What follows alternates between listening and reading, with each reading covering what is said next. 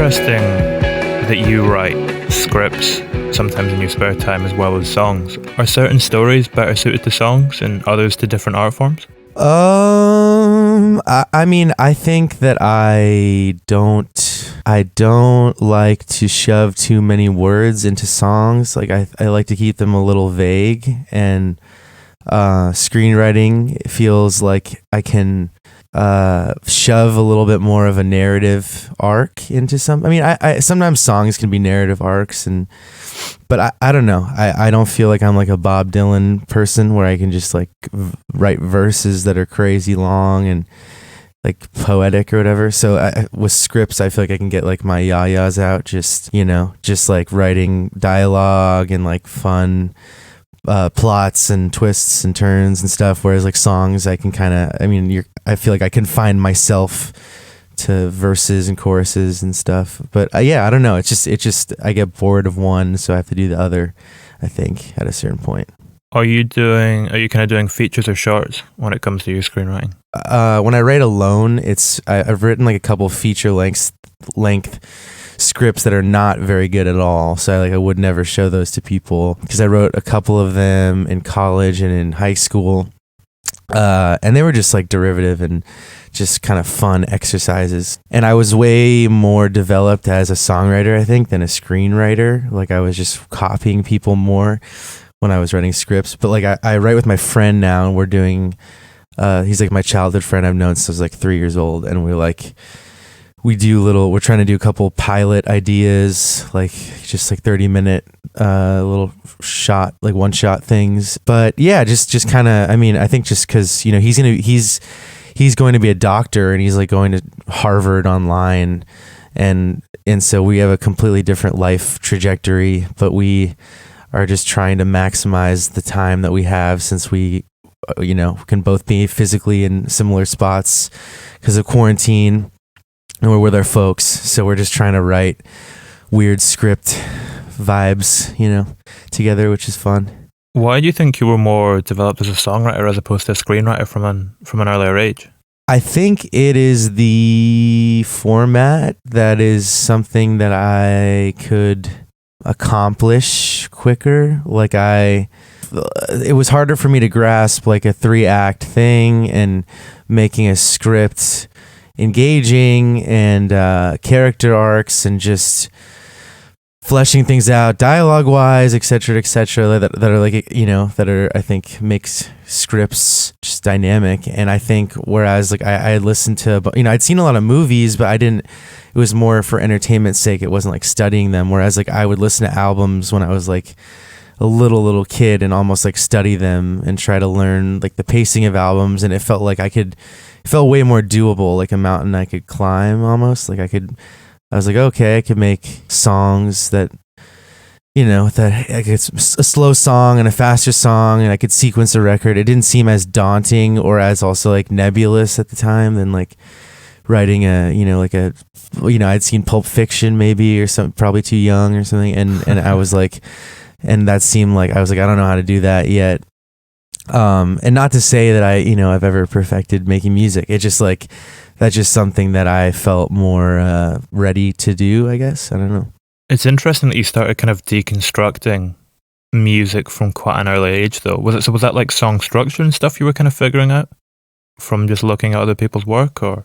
I think it was everything. I mean, I don't think I knew what it was. Like, I don't think I knew specifically, like, okay, this is, until I started reading into stuff. But when it was more just visceral, because I shared like an iPod, and or I had like my brother or my dad, I forget, like they had like an iPod, their old iPod that was like, it had no album cover on it, and it was just like that gray kind of like just whatever. It just had no color to the iPod at all. So you can, it was a blank slate. It was just music and names and shit. And like, my brother was the one with a Mac, so he would LimeWire and like had CDs that he'd put in the disc drive and stuff. So I had whatever records he had on my iPod. So I would just have like albums on albums, and he was into like 90s hip hop. So there'd be like, Mad Villainy, and then there'd be like OK Computer and like DJ Shadow and all this like random stuff, and I was like 7 or something. So I was like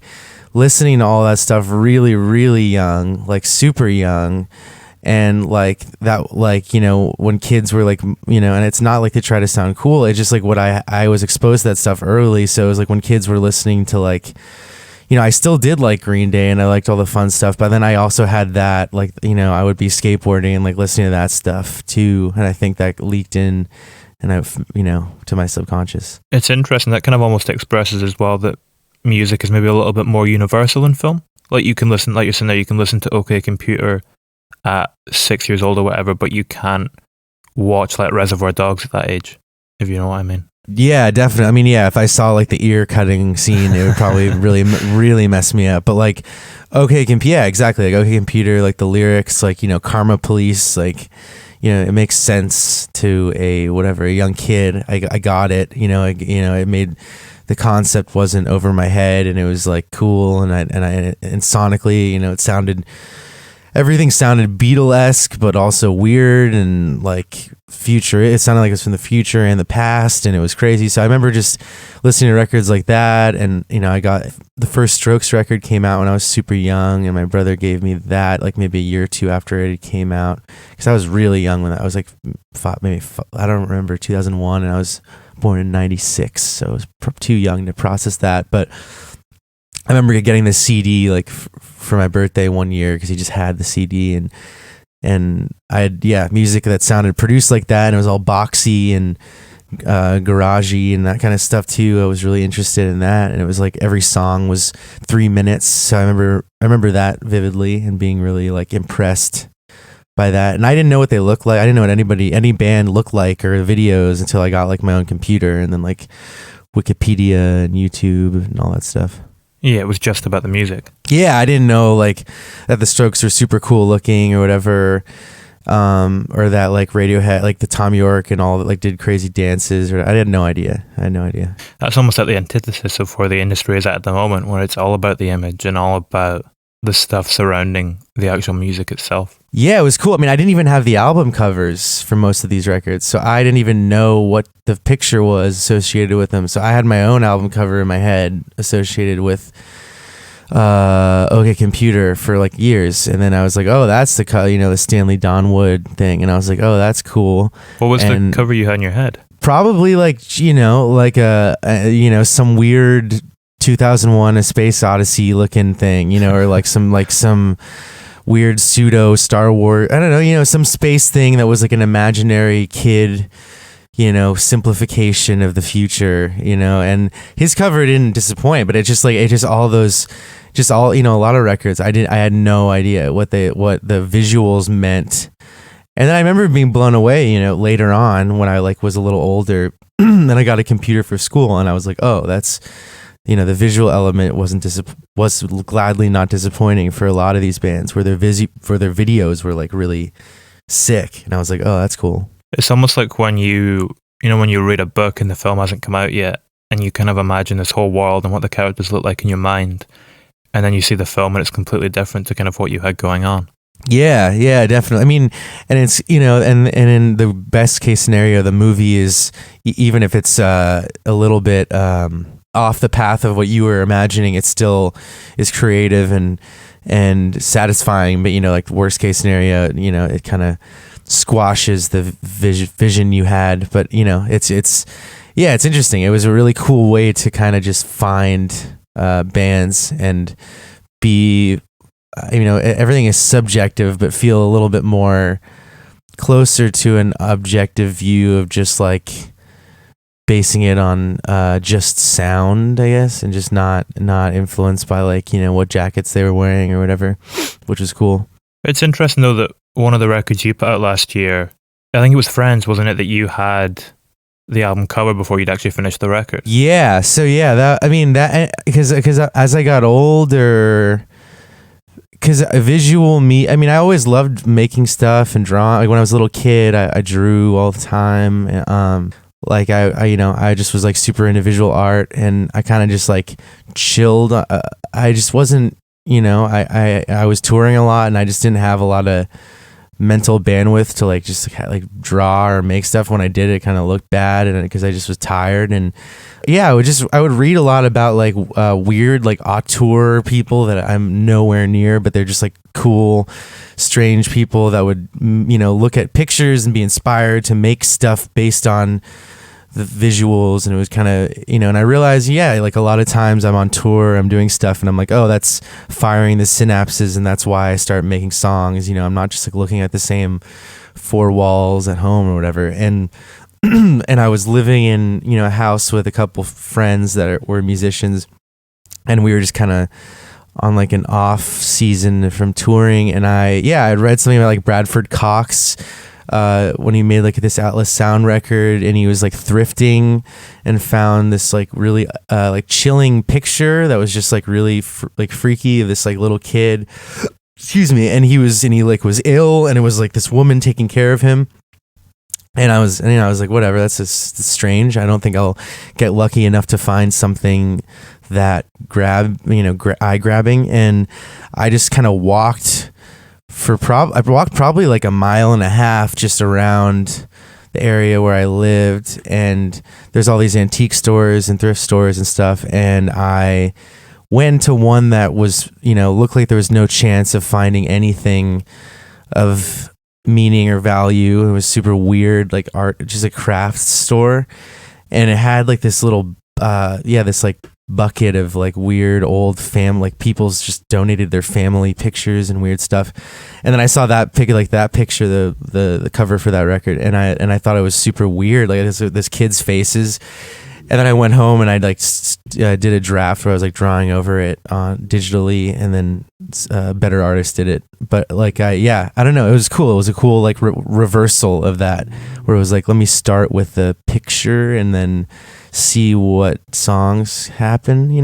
Like in that concept. Not making it too much of a concept record, but just having fun with stuff. So I don't write the same tune every time.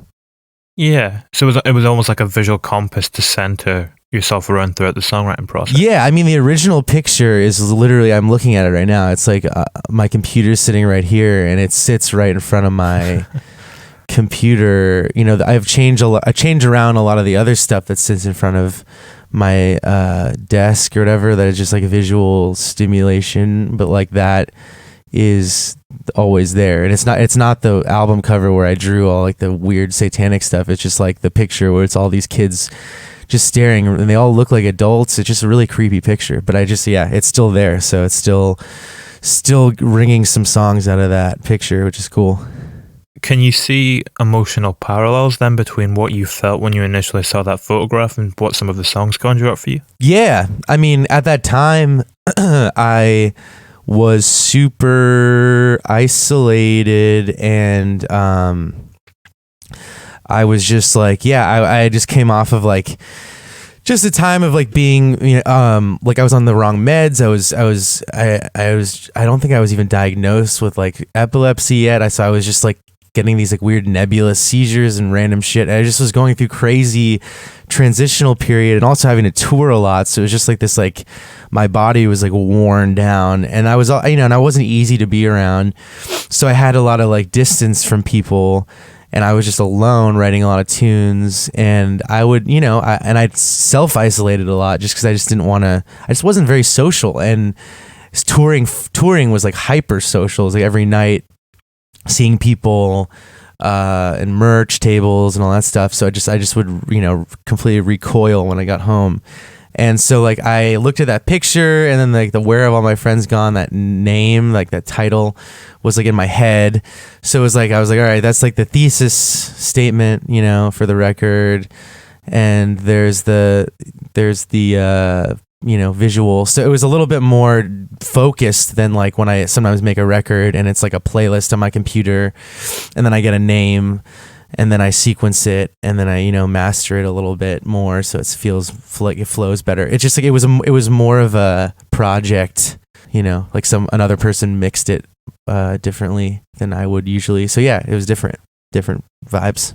Yeah, you almost worked on it in reverse to what you maybe would usually. Like you kind of started with the broader things and then worked the songs out from that rather than kind of drawing the broader things from the songs? Yeah, it was like starting for the macro and then going into like the little microcosms of the tunes and the sounds and stuff. And it was sending it to there was an engineer that I really, this guy Chad Copeland, and he's a guy that I really respect, and he has mixed some records I love, like he did Carrie and Lowell by Sufjan, and he did a bunch of records by this band Broncho that I really love. And so it's cool because it's the only record I have that's not mixed by me totally. Like I sent him pre-mixed stuff that had like, effects, but he would mess with them and make them fatter and run them through tape and make everything just nicer. And it was cool to just like, I was going from this giant concept to then zeroing in on like the final touches of these like little, like the frequency on the bass, talking to him about that. So it was interesting. Are you a perfectionist in that sense? Yeah, no, I'm like super OCD about sound for sure. Like I'm nuts about that. Is that where the song OCD came from? Yes. Yeah, definitely. Yeah. There's no mistake about that. Yeah. It's interesting as well because I think that's the song you start off, you're kind of singing about a ball in the yard, right? It's kind of got that childlike thing, motif that kind of seems to pop up in a lot of your stuff. Yeah, I mean the initial idea of doing like the Boyo thing was that it was supposed to sound like I was really into the idea of like sounding like a little kid or sounding like androgynous or just like not sounding because I just like naturally do, like if I sing a certain way I can sound like this like deep voice crooner, but I just like I have a couple different voices that I have I guess, and none of them are disingenuous. It's just like whatever I'm feeling. Yeah, so I started off just kind of like embracing this kind of like feathery thing, and so I feel like it informed a lot of the lyrics of just being like, all right, it's about innocence or innocence lost or whichever one, depending on the tone of the song. Yeah, I mean the last two records that you've stuck out have a certain kind of darkness to a certain extent and a weight that perhaps things you'd released before didn't in the same way. Did that impact the voice that you chose for those records to deliver the music with? Yeah, I think I was consciously trying to sing, because when I made my first record, or my first Boyo record, I think I was maybe 18 or 19, and I'm 24 now. So it's just, I think my voice has changed a little bit, just like by nature of getting older.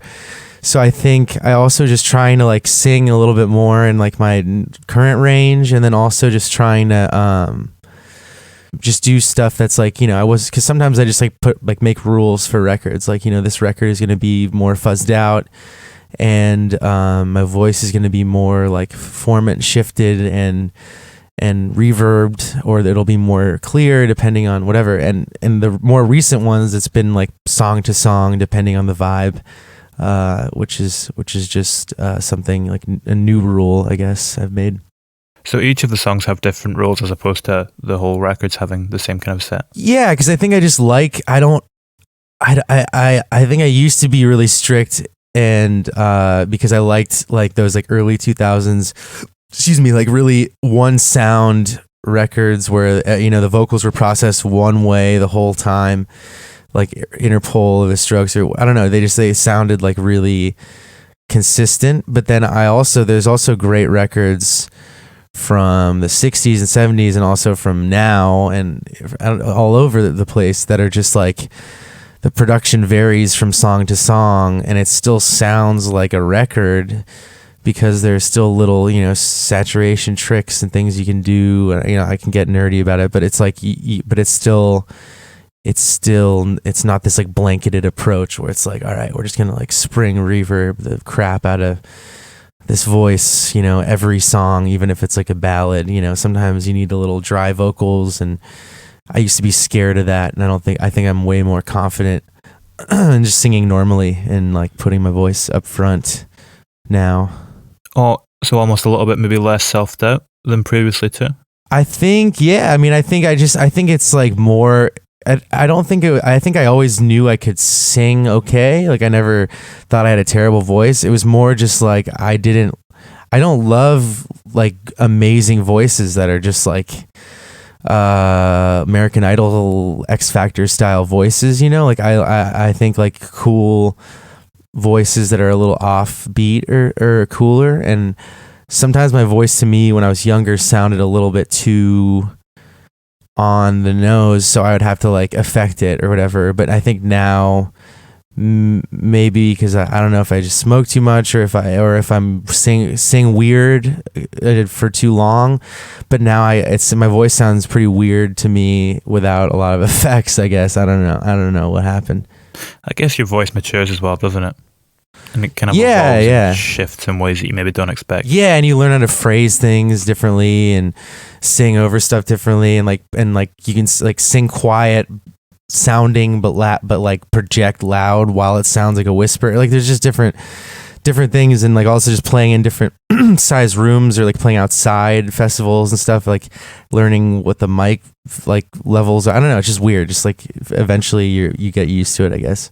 Yeah. I like what you're saying as well. It's like that David Byrne quote, I think, where he says the better the singer, the harder it is to relate to them. Yeah. I mean, yeah, I don't really feel a lot from like people that are incredible traditional Josh Groban people. It just doesn't do it for me. But I like a little, you know, just a character. Even if they can hit notes great, it's just like a character or something really distinct about their timbre, something, you know, just weird and interesting and cool.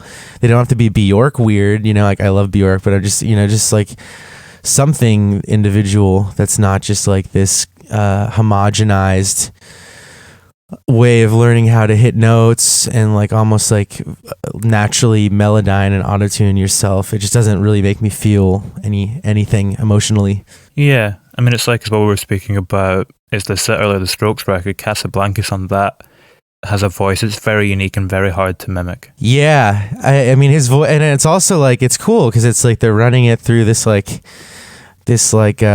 compressor, this like old thing, this old Avalon, and it's like they're maxing it out, so it's like just like blown out, and his voice sounds like it's like, you know, through a little telephone or something. And I remember that when I was younger, like I would just listen to it and be like, what is happening? Like because his voice, I had never heard something where it was so mid-rangey and it just sat in the middle and the two guitars were panned.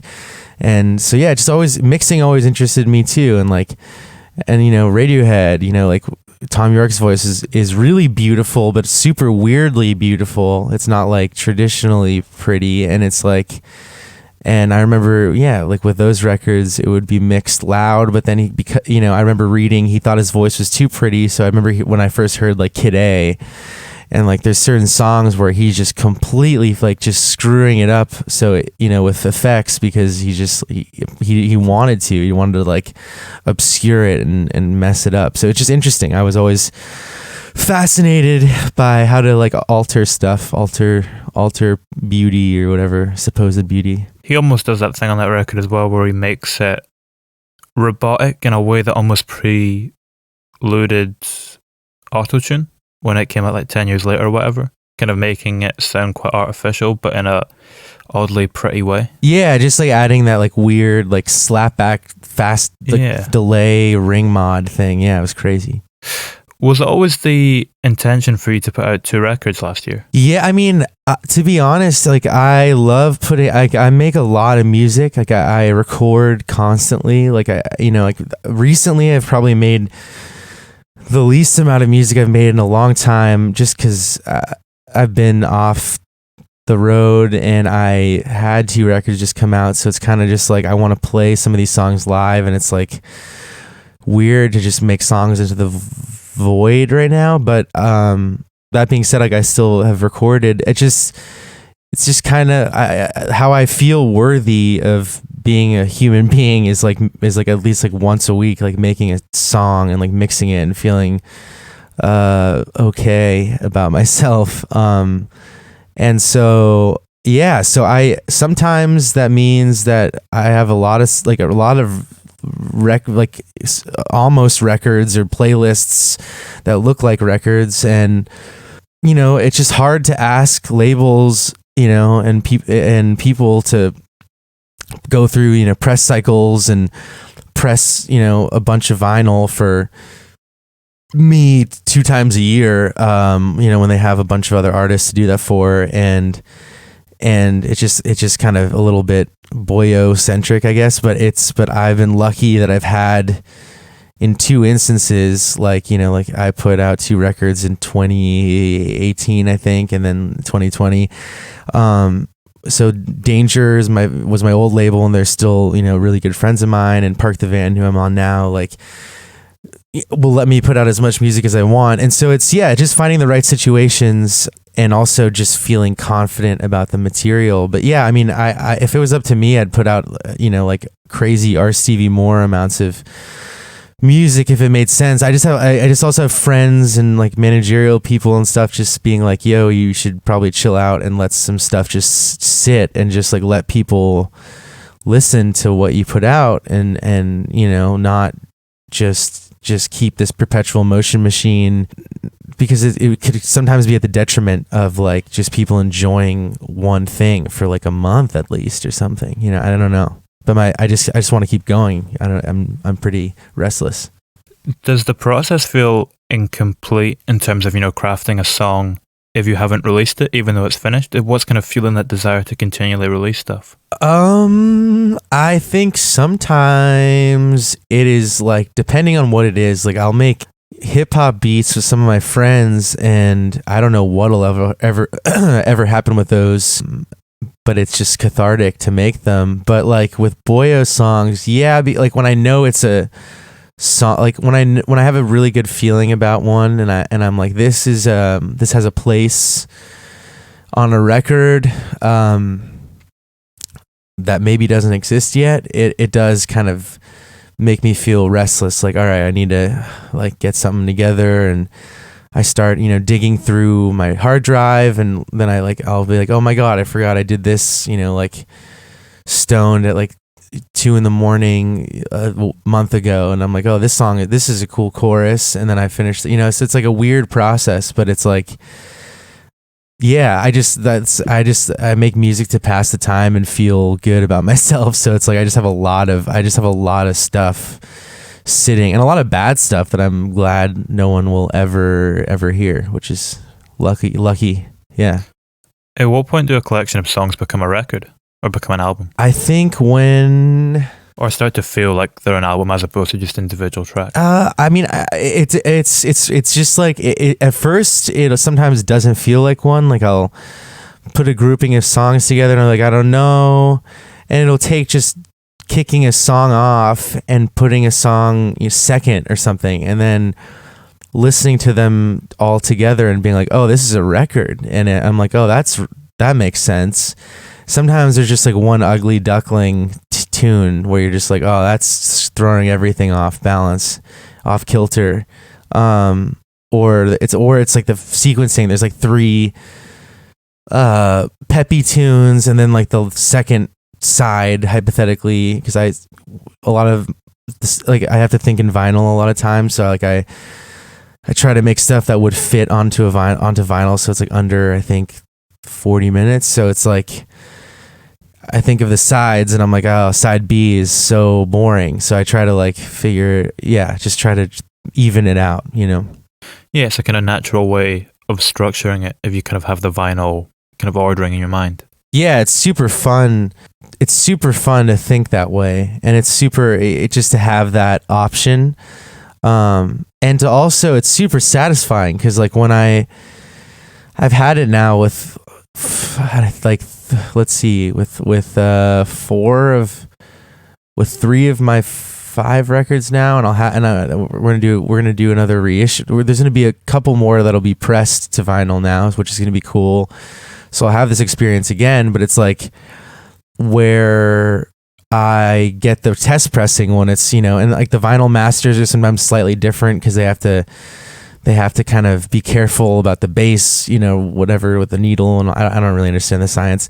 And I'll get the test pressing, and I'll put it on my record player, and I'll be like, oh, this is a record. Like, it's legitimate. Like, I'm playing a record, side A, side B, and that's when it's done. And even if I hear like a little, like a drum fill that I'm like, oh man, I'm like, it's on wax, baby. You know, it's like, it's like, what am I gonna do? You know, it's like, it's there. So there's something cathartic in the finality of that. Is that catharsis linked to the closure of it? Or is that when you achieve closure with the record? Yeah, when it's out of my hands, when it's in my label or you know, even if it's like a digital only thing and it's just out, it's there.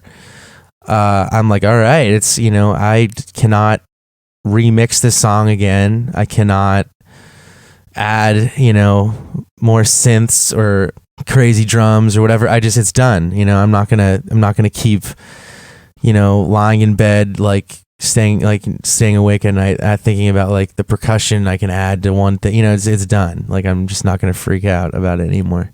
You were saying, you know, a few moments ago as well, that when it comes to feeling like an album, you might take out track 2 and then move something else around and suddenly the puzzle kind of slots into place. Can that ever be paralleled on individual songs as well? You know, if you say you move a couple verses around, take out a section, and suddenly it kind of feels right. Yeah, definitely. Like, sometimes, like a verse is really catchy, and you'll be like, oh, that's a chorus, and a lot of times I have this like syndrome where like I feel really happy with my choruses, and then I like kind of challenge myself to make the verses a little bit more, you know, as dynamic as the chorus, but in their own kind of more understated ways. I just do weird kind of little kind of games with my head. And yeah, and sometimes I'll be like, oh man, this section, you know, needs to come back one more time. And, you know, I record, you know, I run my stuff through cassette machines and compressors and stuff, but it goes ultimately into Pro Tools, so I can like move stuff around, and it's easy. And I do a lot of it alone, so if I need be and I can play a part again, it's not like, you know, I don't need to call someone up. It's pretty streamlined. Yeah, you're in complete control of it. Of every kind of part of the construction. Yeah, it's like a fun little puzzle. It's like how I look at it. It's just like, it's fun to be like, oh, okay, like this frequency range feels like it's missing some punch, and I can like, what do I have to add to it? You know, I have like, you know, I have like these weird little dinky, rinky dink or whatever. I don't know how to say it. Like toy pianos that are like from, what's it called, Casio. They're like Casio toy pianos. Yeah. And so I have those, and like I'll just like, sometimes those will just like fill out like a weird space, and like they'll add a dream pop element, or I have like VSTs and just strange things that'll feel complete. Or sometimes it's about taking away elements, and you'll be like, oh, I really hate something feels overloaded, and then you'll take out like a percussion track or like a sub that I added, and I'll be like, oh, the song needs to be thinned out. So it's weird. It's just like, it's fun to figure out the puzzle. And when I have friends that help me with it that are really talented, it's also fun. Like, I'm never opposed to collaboration. It's just like, a lot of the time I do it at such odd hours, and I sleep at such weird hours. I'm such like strange hermit, like vampire, that I just like, I end up recording at, you know, it's weird. So it's hard to do it with other people. Did those Casio pianos you were speaking about, did you have them as a kid? Yeah, I had versions of them, and then I think they just kind of, you know, I think I gave them away to like cousins and stuff, because I didn't realize the value, you know. And then as I got older, I was like, oh man, like I want those back. Like, I was like, I want this, like that really kind of weird, kind of like half out of tune thing, and also like the drum machines on them have this really like nice thing about them that's really kind of corny, and so I just found a couple like at like thrift stores and on like Craigslist that were super cheap, that like people just were like getting rid of, that had like something little thing wrong with it that I could fix. And so I have like one or two working right now that are like super just fun and inspiring. Like, I've written songs on them from just like sitting on my chair watching some weird YouTube murder mystery doc, and then I'm like playing some weird chords with their flute sound, and I'm like, oh whoa, that's actually, like, by accident I hit like a diminish, and I'm like, oh, that's cool, and then I run and record it. When you're doing that and you've got that YouTube playing, is there something about trying to get yourself into a headspace where you're not 100% focusing on it? Are you trying to trigger something? Yeah, because sometimes if I focus too much on like writing a song or like being like meaningful or poetic, then I write something very that sounds very intentional, and it sounds like it wants to be meaningful and poetic. But sometimes the most poignant and interesting things that I've written and said are like my scratch vocal take, where I just like had no lyrics written, and then the chorus was like me repeating one thing, and I was like, oh, that's a really cool line. Why did I say that? And it's like stuff like that. When I'm like more in a flow state, I come up with cooler stuff than when I'm like, all right, composer mode. It's like, that's just not. I feel lame and contrived. Yeah. Was that the headspace that Tough Kid came out of? Just because I'm thinking about the structuring and that, where you kind of have the nursery rhyme slightly as thing with the kind of simplicity and the repetition of it. Yeah, I think that song was literally like I was playing these just like shapes on the guitar. Yeah, and then I just think I was just like singing this like cyclical thing, and it was kind of just supposed to be like a lullaby-ish thing, and I didn't know if that was going to be a song or just a section. But then when I think it's in my nature to then try to overthink stuff and then add stuff. So I think I try to add bridges and weird, George Harrison-y like stuff to it, and like walk arounds with the chords. But it just sounded like I was trying. It sounded like this is the bridge, but it only worked as this kind of like cycle of a thing. So sometimes it's just like the flow state thing. I cannot fight and battle. I just have to like let it happen. Yeah. Do you almost find it more natural then to express ideas in a simple way and the complexity comes afterwards? Like when you're initially kind of having in that flow state and it's coming out? I love simple sentiments. Like I love stuff that encapsulates things in few words that are impactful, but that don't, because I love English. I was a huge reader when I was a little kid. I don't know. I don't like flexing vocabulary, but I've been someone who's been very, like just into literature and just in poetry and all that stuff. But songs that have always gotten me are just songs that have taken some like a bigger concept and made it really palatable for anyone to understand, and it's not like this exclusive idea that's like that is alienating. It's something that's inviting, and I think that's what music's supposed to be. So that's why I try to certain songs. I inject my experiences, and I make it very personal, and I try to be genuine, because I think being disingenuous in your writing is probably the worst thing you can do. But I think I also try to keep a level of relatability and vagueness, just because that's how I don't connect with certain tunes when I was younger, is like painting myself in a song and I was the character. It was like finding a best friend in a song. There's a phrase, or a saying rather, that I love, which really ties into what you're saying there, that great music is a simple message told with complex authenticity, which seems to kind of directly link into your approach to it, I suppose. Would that be? Great. So great music. That's cool. That's a really cool quote. Yeah. Complex authenticity. Yeah.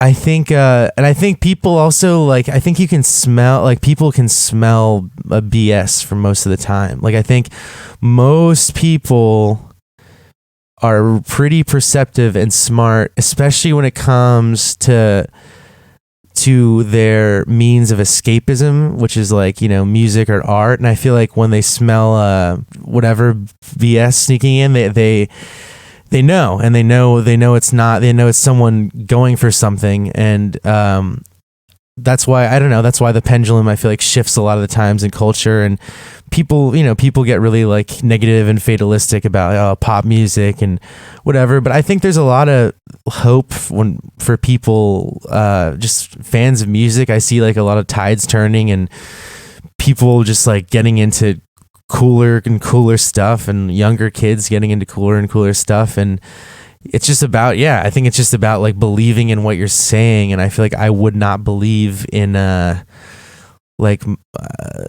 this like hyper complex self-important message, because I don't think that's my place in whatever little like tiny crevice of indie rock I got carved out for myself.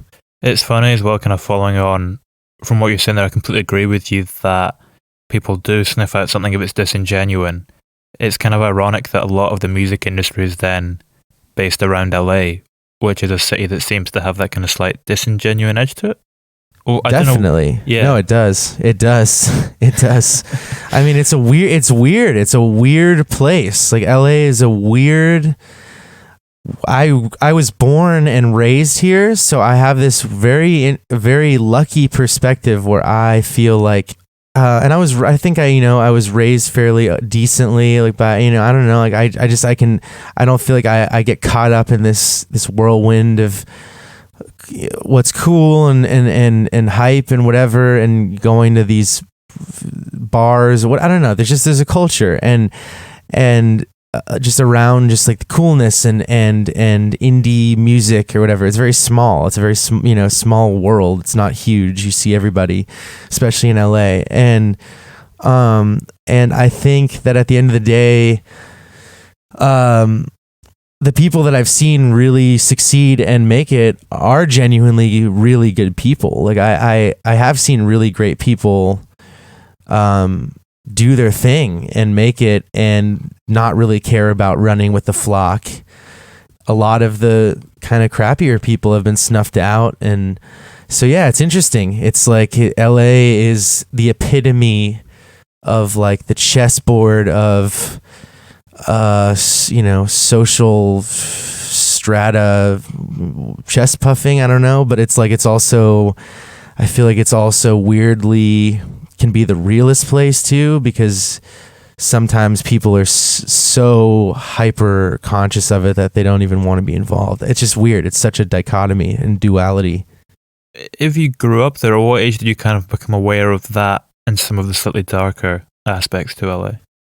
Super young. I mean, like, because I went to school. I mean, like, I went to school with a lot of kids that were like, the contrast was like, I went to school with either kid, it was like partially kids that were like, bust in from inner city and that didn't have, like that weren't in great financial situations. And then the other, then there was just a spectrum. Then there was kids that just like were normal kids like me. And then there was kids that like were sons and daughters and just people that were descendants of like insane royalty, celebrity, whatever. And so I saw it young, where it was just like the contrast, like there wasn't one lane, there wasn't one way, I wasn't exposed. Yeah, and which was cool. Like I was really lucky. The school that I went to was awesome, and I got to like just be around every kind of person, but like hyper exposed also to this like 1%, crazy, just like, these kids with access to levels of money and fame and whatever that nobody had access to because it's LA. So it was also, that dichotomy is so weird. And so seeing that made me just be like, it's not really real, because at the end of the day, we all have anxiety, and I mean, not we all, but like whatever, everybody has their stuff, and it's not, these kids are just as troubled, it's nothing, no level of celebrity or socialite status is going to make anybody happier. So it never really seemed like an answer. Whereas people that I know or that I've seen that have kind of like moved to LA it briefly kind of is a romantic. There's like a honeymoon period where it's romantic and it seems enticing, but then it loses its muster real quick. Does having that exposure and that understanding of the kind of gulf of inequality that young still profoundly shape your worldview today? Yeah, I mean, I try to not be like jaded or weird about anything, because it's like I've had a really great time. Like I've had a lovely time meeting. I've been exposed to really cool people and really wonderful artistic people that are, unknown, super known, just all different kinds of people just by the fact that I live here. So I just try to take that into account and kind of compartmentalize that with also just the weirdness of, just kind of how LA can be really judgmental and strange and very superficial and not real in that sense. So yeah, it affects my worldview, but I think I've also been lucky enough to get out of LA a lot just from spending a lot of time with my family on the East Coast every summer, and touring a lot, like seeing the middle of the country, the South, and like learning, to humanize people there, and it's not just this idea of an area and like a stereotype, and just having a more well-rounded idea of just people in my country, like in where I live, because it's such a strange time, Yeah, for sure. I mean, what we've just been speaking about in regards to LA too, you kind of touch upon that in the title of the last record, Alone Together in Los Angeles. It's this idea of almost the vapidness of it, I guess, to a certain extent. The idea that everyone's together and they're out and they're clubbing, but there's a certain isolation to a lot of the social aspects, and I guess what we've been speaking about with the 1% and stuff. Was that something that you very much kind of felt bleeding into the kind of emotional landscape of that record and what you were feeling in those songs? Yeah, I mean, you hit it on the head. I mean, the idea is that it's, being alone together in LA. It's like you're in this like club, or you're in some area, you're in some kind of, I don't know, you're in this condensed, highly populated area, but you feel everybody's, carrying their own weight and dealing with their own thing, and the togetherness, and there's also just like, there are these hipster bars, on Skid Row, so there's like that duality, it's crazy. So it's like, it just encapsulated a lot of what I feel when I like go downtown, and when I just the whole duality of living here. And I thought it was simple, and I love simple, like we were saying earlier. So it's just like, it said everything I wanted to say in 5 words. So yeah. If you knew as well that you were putting out 2 records this year, were you kind of writing them consecutively, and were you able to work out a kind of emotional crossover or evolution between the two? Yeah, I mean, so, like, they bled into each other in terms of like the sessions, quote unquote. I mean, it's just funny to call them that because it's just like me randomly making stuff, but like they were made concurrently. Like it was just like vibe playlists where it was the first one, the Where Have All My Friends Gone record, was just like the darker playlist. Essentially, it was just like the emo one. It was just like I just was like, those songs fit all together, and I was due to deliver a record to my label, and I have even more B-sides from that record that are just like sitting around that I actually like, that are produced very similarly. But it was just like, I just like kept on trimming the fat, restructuring, sequencing or whatever. And so, yeah, that just felt like a record. But then I kept on making, while I was making those songs, I would make kind of more dancey, psyche other songs, and just put them on another playlist, put them on another thing in my hard drive or on my iTunes. And I'd be like, yeah, these are dope. I just don't know what to do with them. They're not going to fit on this album with this gothic cover and this like weird ambient, vibe that ends with cicadas and stuff. It's not going to work. And so I had them just kind of chilling. And then this album was done. And I just had these leftover songs on my computer that I just kept on bumping. And I was like, I really like these. And I would play them for friends and stuff. And my friends were like, this is a record, dude. And I was like, oh. And I just like kind of sequenced it like a record and sent it to the label. And I was like, I don't know if these, like, if you want to say these are B-sides. And it didn't really, some of them don't sound like B-sides because they just don't have the same attitude. It was like some of them were just coming from me being tired of making such emo songs that I wanted to like add a little booty and a little light, So it was like the label was like, no, this is a different record, So I was like, oh, cool, So it was a nice liberating thing to be like, all right, I'm not crazy, I am not crazy that it was different enough. Like that's nice. Yeah, for sure. When you think about songs like, Ghost Noise and stuff, it's almost like I don't know, maybe this isn't particular. It's almost like you had to write Where Have All My Friends Gone in order to kind of get these darker topics off your shoulders. And then Alone Together in Los Angeles feels a little bit more free. And it's almost got more room to kind of go in brighter directions, if that makes sense. Yeah, I mean, like, Where Have All My Friends Gone is like asking that question. And I feel like like Alone Together, like whatever. The next one is like, we're alone together in LA. I found all my friends, and we're all going through it. Like, but it's like there's at least a catharsis in not being totally alone. I don't know, and everybody, and having, it's about some relationships and some, it's a different. I was, it does feel like a different headspace. It just, they were made concurrently, but it's just dual sides of the brain, I guess. I don't know. Both of them look at solitude to a certain degree, like we're saying, in different kind of settings. How important is solitude to creativity for you? I mean, I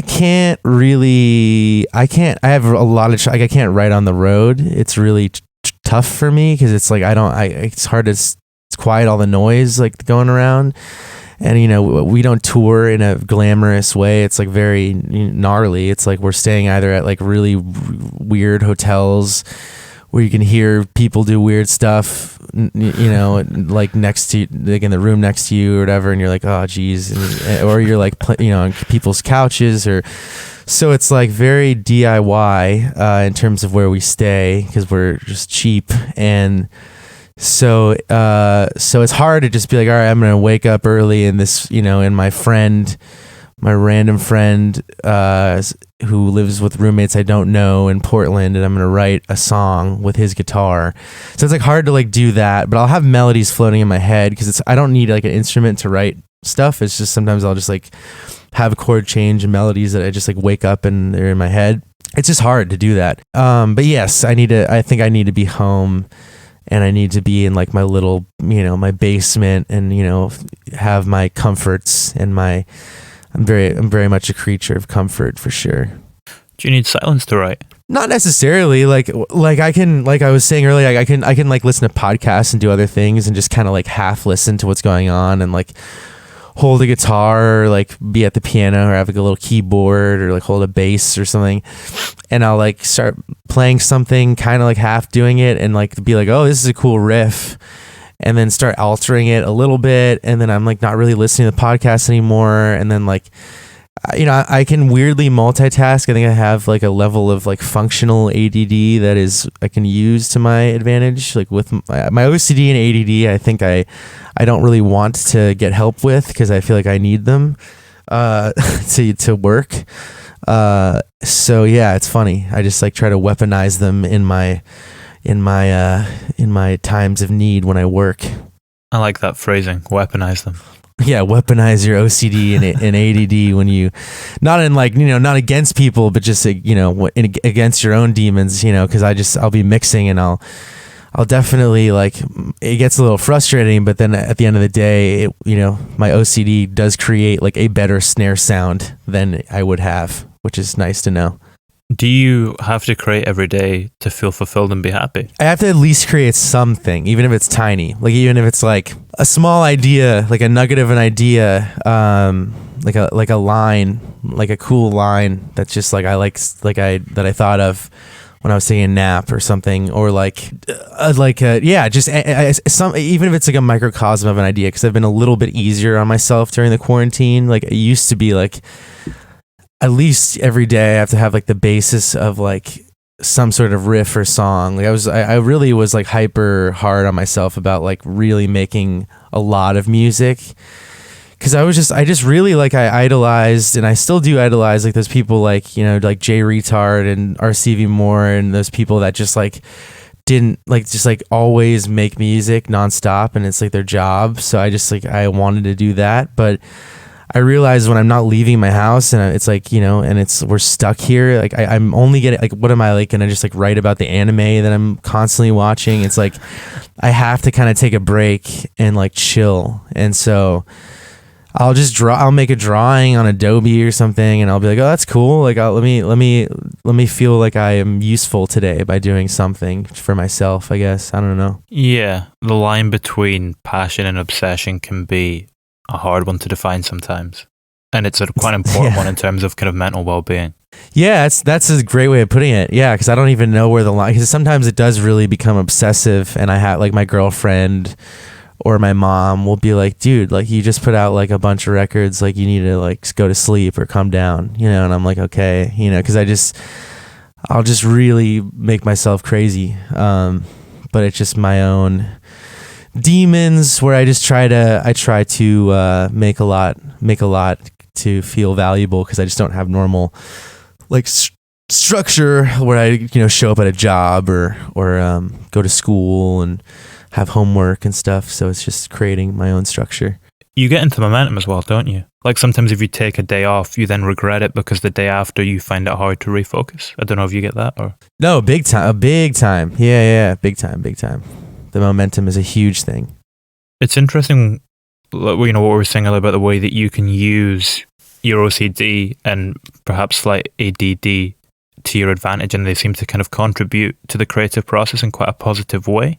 If you could push a button and take them away, would you? Or would you keep a hold of them for your creativity? Oh, I would definitely keep a hold of them because I think I would just become so passive. I've also just like been able to control them enough where they don't like impede upon my happiness. Because, you know, like I do therapy and I've finally found like meds that work and stuff. Like I you know, they don't make me miserable anymore. Like they definitely did in the past.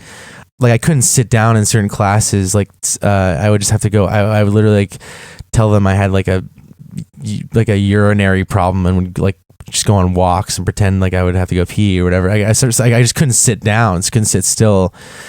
And also with my OCD, it would like just about like certain things organized in a certain way, just like crazy stuff. But now it's not like that. I can focus hard on things and listen to people, and it's nice to have those things solved, but it's still the tenets of them.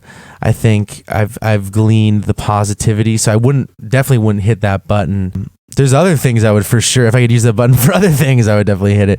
But what would you use the button for?